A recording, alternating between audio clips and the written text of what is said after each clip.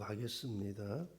이 말을 할 때 예수께서 친히 그들 가운데 서서 이르시되 너희에게 평강이 있을지어다 하시니 그들이 놀라고 무서워하여 그 보는 것을 영으로 생각하는지라. 예수께서 이르시되 어찌하여 두려워하며 어찌하여 마음에 의심이 일어나느냐. 내 손과 발을 보고 나인 줄 알라. 또 나를 만져보라. 영은 살과 뼈가 없으되 너희 보는 바와 같이 나는 있느니라. 이 말씀을 하시고 손과 발을 보이시나 그들이 너무 기쁨으로 아직도 믿지 못하고 놀랍게 여길 때 이르시되 여기 무슨 먹을 것이 있느냐 하시니 이에 구운 생선 한 토망을 드리니 받으사 그 앞에서 잡수시더라. 아멘. 오늘 교회에서 예배드리는 모든 성도님들과 또한 가정에서 또 실시간 온라인 예배로 드리는 우리 수문교회 모든 성도님들에게 부활의 기쁨과 부활의 소망과 부활의 축복이 넘치기를 축원합니다. 인생의 최대 고민, 최대 문제가 무엇입니까? 죽음의 문제일 것입니다. 경제적인 문제, 가정의 문제, 학업의 문제, 질병의 문제, 이 모든 문제들보다 더 크고 괴로운 것이 죽음의 문제일 것입니다. 이 죽음의 문제는 누구 하나 예외가 없습니다. 모두의 문제입니다. 가난한 사람이나 부자나 학벌이 있는 사람이나 학벌이 없는 사람이나 권력을 가진 자나 그렇지 못한 자나 할 것 없이 모두의 공통적인 문제입니다. 이 땅에서 영원토록 살아보려고 해도 마음의 소원만 그렇지 어쩔 수가 없습니다. 조금이라도 더 살아보려고 운동도 하고 식단 조절도 하고 그렇게 해도 결국에는 죽음을 피할 수가 없습니다. 그래서 죽음을 생각하면 한편으로 슬프고 허무하고 절망감마저 듭니다. 어떤 사형수는 사형장으로 끌려갈 때 일부러 신발이 벗겨지게 해서 신발이 벗겨졌다 하면서 시간을 지체한다는 것입니다. 이처럼 사람은 누구나 죽음을 두려워하고 죽음을 피하고 싶은 것입니다. 그러나 결국 어찌할 수가 없습니다. 그러나 예수님께서는 죽음의 장벽을 깨트려 버리고 부활 승리하셨습니다. 사망 권세를 이기고 부활 승리하셨습니다. 그래서 예수 믿는 저와 여러분 모두는 부활의 영광에 참여할 수 있게 된 것입니다. 사실 에녹, 엘리야 다 죽음을 보지 않고 천국에 갔죠. 자, 죽음을 보지 않고 하나님의 부르심을 받았어요. 여러분, 하나님께서 얼마든지 저와 여러분을 이 육체의 죽음을 경험하지 않고 다 부르실 수 있습니다. 왜? 예수님께서 다 그 죄값을 치르셨기 때문에. 그래서 우리를, 저와 여러분을 이 육체의 죽음을 보지 않고 부르실 수 있어요. 그래도 하나님의 공의는 전혀 손상이 없습니다. 왜? 우리 주님께서 다 이루셨기 때문에, 다 담당하셨기 때문에. 근데 고난은 유익이라 하지 않습니까? 이 육체의 죽음이 유익이 되기 때문에 하나님께서 그렇게 허락하시고 정하신 것입니다. 여러분, 예수님을 믿는 사람들은 예수님이 다시 오시리라고 약속하신 그날 영과 육이 합쳐져서 부활의 영광에 참여하게 될 것입니다. 예수님은 부활의 첫 열매가 되었습니다. 첫 열매가 맺으면 뭐요? 계속해서 이어서 열매가 맺혀지지 않습니까? 이렇듯 예수님께서 부활의 첫 열매가 되셨어요. 그러면 이어서 우리 역시 예수님을 따라 부활의 영광에 참여하게 될 것입니다. 오늘 읽은 말씀의 앞부분을 보면 대략 이런 내용들이 있습니다. 안식 후 첫날 새벽에, 즉 주일 새벽이죠. 주일 새벽에 여자들이 향품을 가지고 무덤에 갔습니다. 그런데 이것이 웬일입니까? 무덤에 막혀 있던 돌이 옮겨져 있는 것입니다. 무덤을 막고 있는 돌은 아주 큰 돌이기 때문에 장정 혼자서 옮기기에도 벅찹니다. 그러나 그 큰 돌이 옮겨져 있는 것입니다. 그래서 안으로 들어가 보니 예수님의 시체가 보이지 않는 것입니다. 이거 도대체 어떻게 된 일인가? 누가 예수님의 시체를 훔쳐갔나 근심할 때 문득 찬란한 옷을 입은 두 사람이 곁에 서 있는 것입니다. 놀랍고 두려워서 얼굴을 땅에 대고 있었습니다. 그때 두 사람이, 성경에는 두 사람이라고 기록되어 있지만 찬란한 옷을 입고 있는 걸 보시니까 천사겠죠. 두 천사가 말을 합니다. 어찌하여 살아있는 자를 죽은 자 가운데서 찾느냐? 여기 계시지 않고 살아나셨느니라. 여기 계시지 않고 살아나셨느니라. 예수님의 부활을 증거하고 있습니다. 그런데 은혜가 없는, 믿음이 없는 신학자들은 예수님께서 부활하셨다고 하지 않고 예수님의 시체를 제자들이 훔쳐갔다느니 등등의 주장을 합니다. 그러나 그렇지 않고 예수님께서는 다시 살아나신 줄 믿습니다. 또 엠마오로 가는 길에 제자들에게 나타나셨습니다. 두 사람이 예루살렘에서 25리나 되는 엠마오라 하는 마을로 가면서 부활에 관련된 이야기, 즉 예수님께서 살아나셨다는 이 부활의 소식에 대한 이 부활에 관한 이야기를 서로 주고받으면서 걸어가고 있었습니다. 그때 예수님께서 그들 가까이 이르러 그들과 함께 걸어갔습니다.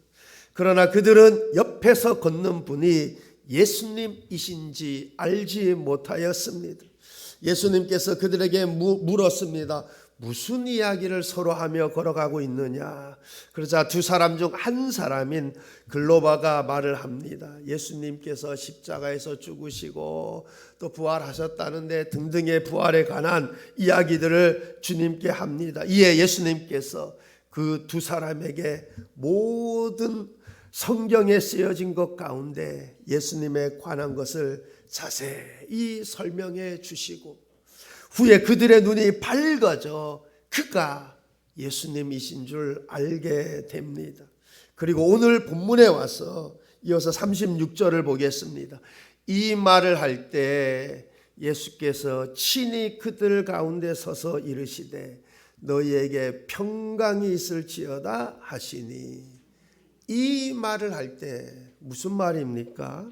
제자들이 모여서 어떤 말을 하였습니까? 예수님의 부활의 증거에 대해서 서로 이야기하고 있었습니다. 즉 여자들이 무덤에 갔는데 무덤 돌이 옮겨져 있고 안에 들어가 보니까 예수님의 시체는 보이지 않더라. 그리고 뭐 어쩌고 저쩌고 천사가 뭐 두 사람이 저쩌고, 그리고 베드로가 그 말을 듣고 무덤에 가보니 정말 무덤에는 돌이 옮겨져 있고 예수님의 시체는 없고 세마포만 있더라 등등. 정말 예수님은 부활하신 것인가? 그렇게 부활의 증거에 대해 서로 이야기하고 있을 때, 그때 부활하신 예수님께서 제자들에게 나타나 친히 그 모든 문제들을 말끔하게 해결해 주셨어요. 다시 살아나셨음을 친히 보여주셨습니다. 이제 이 문제에 대해, 부활에 대해서 누가 뭐 어쩌고 저쩌고 뭐 정말 부활하셨는가, 이제 이 문제에 놓고 더 왈부할 이유가 없어진 거예요. 부활하신 주님께서 친히 제자들에게 나타나셨지 않습니까? 그런데 예수님께서 제자들에게 나타나셔서 처음 하신 말씀이 무엇입니까? 너희에게 평강이 있을지어다. 사실 지금 이 시점에서 예수님의 이 말씀은 얼마나 큰 위로의 말씀인지 모릅니다. 왜냐하면 제자들, 내가 주와 함께 내가 죽을지언정 주를 버리지 않겠다고 했지 않습니까? 그러나 정작 예수님께서 고난 받으실 때 예수님을 냉정하게 버렸지 않습니까? 그러니 만약 자신들이 버린 예수님이 자신들을 찾아오면 얼마나 민망하고 부끄럽겠습니까? 그러니 예수님께서 그들을 보자마자 너희에게 평강이 있을지어다 라는 이 인자한 주님의 말씀은 그들에게 큰 위로가 되었을 것입니다. 제자들이 고난당하시는 예수님을 버리고 도망갔지만 그럼에도 불구하고 예수님께서는 그들을 보려고 찾아왔습니다. 그리고 먼저 인자하게 너희에게 평강이 있을지어다 말씀하셨습니다. 그렇습니다. 지금 예수님께서 고난받으시는 예수님을 저주하며 맹세까지 하며 부인한 베드로, 또한 예수님을 버리고 도망한 제자들에게 따지기 위해서 오신 것이 아닙니다. 그들을 용서하시기 위해, 또한 화해하시기 위해 너희에게 평안이 있을지어다. 예수님은 우리가 행한 대로 갚으시는 분이 아니십니다. 만약 우리가 행한 대로 그대로 똑같이 갚으신다면 저와 여러분 참 멀쩡하게 살아갈 사람 아무도 없을 것입니다. 인자하신 주님이 나의 주가 되시고 무엇보다 영원토록 함께 하신다 하니 얼마나 감사하고 얼마나 우리 모두가 축복받은 사람인지 모릅니다. 요한복음 20장 19절 말씀에도 보면 이날 곧 안식 후 첫날 저녁 때 제자들이 유대인들을 두려워하여 모인 곳에 문들을 닫았더니 예수께서 오사 가운데 서서 이르시되 너희에게 평강이 있을지어다. 너희에게 평강이 있을지어다. 이처럼 부활하신 예수님께서는 우리에게 평강을 주시는 분이요 평강을 주시기를 원하시는 줄 믿습니다.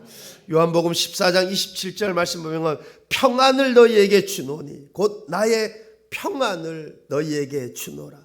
내가 너희에게 주는 것은 세상이 주는 것과 같이 아니하니라. 너희는 마음에 근심도 하지 말고 두려워하지도 말라. 부활하신 예수님은 우리에게 평강 주시기를, 평안 주시기를 원하시고 평안을 주시는 분이십니다. 예수님이 우리에게 주시는 평안은 세상이 주는 것과 같이 않습니다. 그러므로 마음에 근심도 하지 말고 두려워하지도 말고 부활하신 주님 안에서 평안을, 참 평안을 누리시기를 바랍니다. 부활하신 예수님께서 여러분 모두에게 심령의 평안, 삶의 평안, 가정의 평안, 평안의 복을 주시기를 소망합니다. 이어서 예수님께서 제자들에게 말씀하십니다. 37절 38절입니다. 그들이 놀라고 무서워하여 그 보는 것을 영으로 생각하는지라. 예수께서 이르시되 어찌하여 두려워하며 어찌하여 마음에 의심이 일어나느냐. 어찌하여 두려워하며 어찌하여 마음에 의심이 일어나느냐. 근데 먼저 앞부분을 보면 그들이 놀라고 무서워하여 그 보는 것을 영으로 생각하는지라. 예수님께서 아무 인기척도 없이 와 계시니 문을 두드리고 들어온 것도 아니고 아무 인기척도 없이 그들이 알아차리기도 전에 그들 앞에 갑자기 짠 하고 나타났으니 여러분 얼마나 놀랍고 무서웠겠습니까? 그래서 영으로 생각하는지라. 그렇게 생각하는 것 당연하죠. 문을 두드리고 들어온 것도 아니고 갑자기 짠 하고 나타나 계시니 그렇게 생각하는 것 당연한 것입니다. 그래서 그들은 예수님을 영으로 생각한 것입니다. 즉 부활하신 예수님을 실제 몸을 입지 않으신 영으로 생각하였던 것입니다. 그러나 그렇지 않고 예수님은 몸이 부활하신 것입니다. 육체의 부활, 육체적 부활하신 거예요. 제가 예전에 한번 말씀드린 것 같은데 부교역자 때 그 안수 집사님들이 저한테, 제가 신학교 다닐 때인데 전도사 때 성경 공부하고 싶다 이래가지고 담임 목사님 허락하에 매 주일 점심 먹고 1시간씩 한 적이 있어요. 그때 제가 고린도전서를 가지고 했는데, 고린도전서 쭉 하다 보면 여러분 부활장 하면 어디입니까? 고린도전서 15장이잖아요. 고린도전서 15장에 딱 왔어요. 고린도전서 15장 가지고 하는데 그 안수 집사님 중에 한 분이 예수님의 부활을 그냥 영으로 생각하더라고요. 제자들, 지금의 제자들처럼 육체의 부활로 생각하고 있지 않더라고요. 여러분, 예수님의 부활은 몸의 부활입니다. 나를 만져보라 하잖아요. 영은 살과 뼈가 없으되 나는 살과 뼈가 있느니라 하지 않습니까? 예수님의 부활은 몸의 부활입니다. 제가 그냥 간단히 설명드리면, 여러분, 우리가 지금 죽어요. 죽으면 어떻게 합니까? 우리의 영은 하나님, 예수님께서 십자가에서 뭐랍니까? 오늘 내가 나와 함께 낙원에 있을 것이라 그랬잖아요. 우리 영은 낙원으로 가는 거예요. 주님과 함께 가는 거예요. 그러니까 죽으면 영은 가죠. 근데 뭐요? 몸은 그대로 있잖아요. 그 무덤으로 가잖아요. 그죠? 근데 우리 주님이 다시 오시는 날에 몸의 부활이 일어나는 거예요. 그게 고린도 전서에 잘 기록되어 있죠. 여러분, 미리 죽은 자, 이미 죽은 자들도 뭐예요? 몸의 부활이 일어나는 거예요. 이 육체의 부활이 일어난다고요. 그런데 어떻게 해요? 썩지 아니할 몸으로, 영화스러운 몸으로 변화되어서 영원토록 주와 함께 하시는 것입니다. 제가 몇 번 말씀드렸죠. 하나님은 영원하신 분이에요. 말씀으로 천지를 창조하시잖아요. 그때 시간적인 역사가 시작되는 거예요. 그리고 여러분, 시간적인 역사가 언제 종결이 됩니까? 우리 주님이 다시 오시는 그날에 이 역사가 종결되는 거예요. 그리고 뭐예요? 영원이라는 세계가 다시 펼쳐지는 거죠. 주님이 다시 오시는 그날에, 이 역사의 시간이 종결되는 그날에 몸의 부활이 일어나는 거예요. 여러분, 미리 죽은 자들, 이미 죽은 자들, 잠자는 자들, 이미 죽은 자들도 어떻게 해요? 육체적인 부활이 일어나는 거예요. 육체의 부활, 몸의 부활이 일어나는 거예요. 그래서 어떻게 그 몸이 썩지 아니할 몸으로, 영원한 몸으로 변화되어서 영원토록 주와 함께 부활의 영광에 참여하게 되는 줄 믿습니다. 여러분, 예수님의 부활은 몸의 부활입니다. 육체의 부활입니다. 그래서 예수님께서 제자들이 예수님을 영으로 생각하기에 제자들에게 39절에서 이렇게 말씀하신 것입니다. 내 손과 발을 보고 나인 줄 알라. 또 나를 만져보라. 영은 살과 뼈가 없으되 너희 보는 바와 같이 나는 있느니라. 나는 살과 뼈가 있느니라.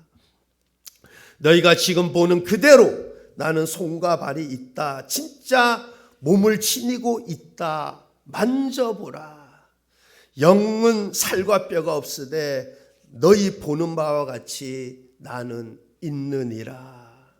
또 여기 무슨 먹을 것이 있느냐 하시고 구운 생선 한 토막을 드리니 받아 그 앞에서 잡수셨습니다. 여러분, 우리 이성으로는 이해가 되지 않죠. 이해가 되지 않는 게 한두 가지입니까? 우리가 하나님이 이해가 된다면 하나님이 아니죠. 여러분, 말씀으로 천지를 창조하신 게 이해가 됩니까? 우리는 뭘 하나 만들어도 수작업을 하는데, 그죠? 여러분, 믿음은 그냥 수납하는 거예요. 여러분, 예수님의 육체의 부활은 확실합니다. 그런데 이처럼 예수님의 육체가 부활하셨는데 그 이전과는 달리 영광스러운 육체, 썩지 아니하는 육체, 신령한 육체로 부활하신 것입니다. 고린도전서 15장 42절로 44절 말씀입니다. 죽은 자의 부활도 그와 같으니 썩을 것으로 심고 썩지 아니할 것으로 다시 살아나며 욕된 것으로 심고 영광스러운 것으로 다시 살아나며 약한 것으로 심고 강한 것으로 다시 살아나며. 여러분, 이미 죽은 자도 그렇고 살아있어서 주님 오실 때도 어떻게 해요? 이미 살아있는 자가 주님이 오실 때는 어떻게 해요? 이 몸이 썩지 않을 몸으로 다 변화가 되는 거죠. 그래서 이미 죽은 자, 잠자는 자 어떻게 다시 살아난다는 것입니까? 썩지 아니할 것으로 다시 살아나며 영광스러운 것으로 다시 살아나며 강한 것으로 다시 살아나며. 그렇습니다. 우리 역시 예수님이 다시 오신 그날에 부활할 텐데 육체의 부활입니다. 그런데 썩지 아니할 몸으로, 영광스러운 몸으로, 강한 몸으로 그렇게 영화롭게 부활할 것입니다. 그런데 중요한 것은, 우리에게 요구되는 것은 믿음입니다. 38절 하반절에 보면 어찌하여 마음에 의심이 일어나느냐. 41절 중반절에도 보면 아직도 믿지 못하고. 예수님께서 직접 나타나셔서 손과 발을 보여주시는데 십자가에 못 박힌 손과 발을 보여주시는데 그럼에도 아직 믿지 못하고, 제자들이 믿지 못하고 있습니다. 우리 모두가 예수님의 육체의 부활을 믿으시기를 바랍니다. 또한 예수님을 믿는 자들마다 마지막 때에 육체의 부활이 있을 것임을 믿으시기를 바랍니다. 요한복음 20장에 보면 부활하신 예수님께서 제자들에게 직접 나타나셔서 부활하신 몸을 보여주셨습니다. 그런데 그때 도마는 그 자리에 없었습니다. 제자들은 도마에게 우리가 주를 보았노라. 그러니 도마가 내가 그의 손의 못자국을 보며 내 손가락을 그 못자국에 넣으며 내 손을 그 옆구리에 넣어보지 않고는 믿지 아니하겠노라 했습니다. 얼마 후 예수님께서 다시 제자들에게 찾아오셨습니다.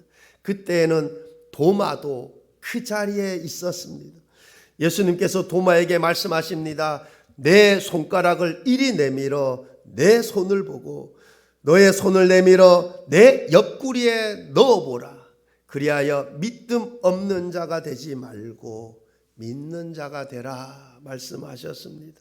그러자 도마는 나의 주님이시요 나의 하나님이시니이다 라고 고백했습니다. 그때 예수님께서 이렇게 말씀하셨죠. 너는 나를 보고 믿느냐? 보지 못하고 믿는 자들은 복이 있도다. 보지 못하고 믿는 자들은 복이 있도다. 사실 이 부활은 초유의 사건이기 때문에 이성적으로 설명되지도 않고 이해가 되지 않습니다. 그래서 그 당시 사람들 역시 들어도 믿지 못했죠. 그러니 그 이후에 이 예수님의 부활에 대해서 얼마나 말도 많고 탈도 많았겠습니까? 그래서 그 이후에 신학자들의 해석이 아주 분분합니다. 프랭크 모리스라는 신학자는 예수님의 부활 사건은 제자들이 조작한 자작극이다. 데오도르 카일은 부활은 제자들에게 나타난 예수님의 환상이다. 제자들이 환상 봤다라는 거예요. 불트만이라는 신학자는 바울이 예수의 부활을 외치고 다니는 동안에도 무덤에서 예수의 시체는 썩고 있었다라고 신랄하게 비판했어요. 근데 왜 신학을 했는지 모르겠어요. 그죠? 예수님은 믿지도 않는데 왜 신학했는지 모르겠어. 여러분, 보지 못하고 믿는 저와 여러분에게 복이 있는 줄 믿습니다. 어떤 복이 있습니까? 무엇보다도 부활의 복이 있습니다. 예수님이 다시 오시는 그날 부활의 영광에 참여하는 복이 있습니다. 또한 삶의 복이 있습니다. 실패자가 성공으로 부활하는 복이 있고, 불행한 자가 행복한 자로 부활하는 복이 있고, 병든 자가 건강한 자로 부활하는 복이 있고, 가난한 자가 부유한 자로 부활하는 복이 있고, 우울한 자가 기쁨이 넘치는 자로 부활하는 복이 있고, 모든 것이 주님 안에서 잘 되고 형통케 되는 복이 있게 되는 줄 믿습니다. 누구에게? 보지 못하고 믿는 자에게. 여러분 지금 바울이 예수님의 복음을 전하는 동안에도 무덤에서는 예수님의 십자가 썩고 있었다. 그들은 부활의 영광에 참여하지 못할 거예요. 그러나 보지 못하고 믿는 저와 여러분은 예수님께서 몸의 부활을 하셨다는 사망의 권세를 이기시고 부활하셨음을 믿는 저와 여러분에게는 마지막 때 우리 주님이 오시는 그날 부활의 영광에 참여하는 복이 있게 되는 줄 믿습니다. 예수님의 부활이 중요한 이유가 무엇입니까? 예수님의 부활이 없으면 기독교는 아무 의미도 없습니다. 또한 우리의 믿음도 헛것이요 아무 의미도 없습니다. 그러나 예수님은 사망 권세를 이기시고 죽은 지 장사된 지 사흘 만에 부활하신 줄 믿습니다. 우리에게 예수님의 부활이 값이 있는 것은 그 부활이 곧 나의 부활이기 때문에 그렇습니다. 장차 우리 역시 예수님이 아주 신비롭게 부활하셨듯이 우리 주님이 다시 오시는 그날 우리 역시 그렇게 부활할 줄 믿습니다.